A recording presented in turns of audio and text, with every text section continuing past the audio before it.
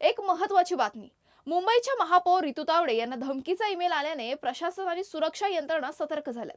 महापौरांची गाडी, महापौरांचे दालन तसेच मुख्यमंत्री कार्यालय आणि मुंबई स्टॉक एक्सचेंज इमारतीला बॉम्बने उडवून देण्याची धमकी या ईमेलद्वारे देण्यात आली आहे. या पार्श्वभूमीवर महापालिका मुख्यालयात आणि संबंधित ठिकाणी सर्च ऑपरेशन राबवण्यात आलं असून सुरक्षा व्यवस्था वाढवण्यात आली आहे. अद्याप कोणतीही संशयास्पद वस्तू आढळून आली नसली तरी पोलीस आणि सुरक्षा यंत्रणा सतर्क असून धमकीचा ईमेल पाठवणाऱ्याचा शोध सुरू आहे.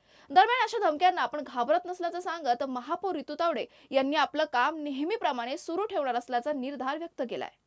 हे बघा, एएमसी बांगर यांच्या ऑफिशियल मेल आयडी वरती अशा पद्धतीचा धमकीचा ईमेल आलेला आहे. मलाही त्या पद्धतीचा फोन आला होता. मलाही म्हणजे मला प्रशासनाकडनं सांगितण्यात आलं की ह्या पद्धतीचं. मी सांगितलं अशा पोकळ धमक्यांना आपण घाबरायचं नाही. जे माझे नियोजित असलेली संपूर्ण महानगरपालिकेची सर्व कामं आम्ही ह्या ठिकाणी, जी मी नियोजित माझ्या मीटिंग्स होत्या त्या पण ह्या ठिकाणी चालू आहे. मुंबईकरांच्या जनतेसाठी जी हिताची कामं आहेत ती आम्ही कंटिन्यू चालू ठेवलेली आहे.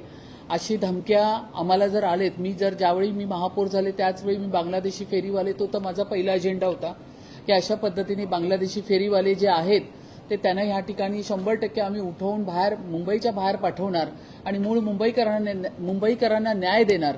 अशा पद्धतीची आमचा जो विषय होता.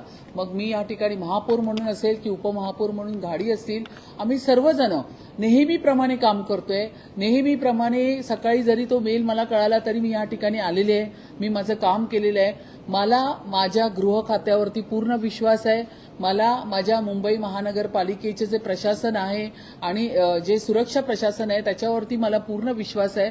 तर त्यामुळे अशा पोकळ धमक्यांना महापौर रितू तावडे घाबरणार नाही. सुरक्षेमध्ये वाढ करण्यासंदर्भातल्या काही सूचना आपण दिलेल्या आहेत का? किंवा कारण डॉगस्पॉट मगाशी येऊन गेलं, तपासणी करून गेलं, कारण मेल आलेला आहे, पण सुरक्षेत वाढ करण्यासंदर्भातला काही नाही. बघा, अशा पद्धतीच्या जेव्हा मेलवरती धमक्या येतात तर त्यामुळे सुरक्षा प्रशासनाचं ते कामच आहे आणि ते त्यांनी केलंच पाहिजे.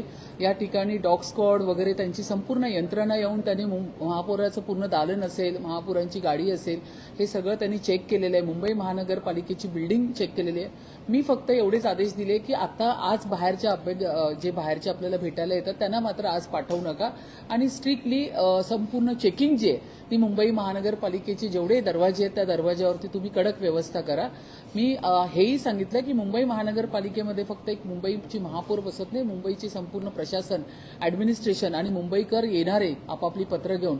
तर त्यामुळे ह्या गोष्टीची काळजी घेणं अतिशय गरजेचं आहे.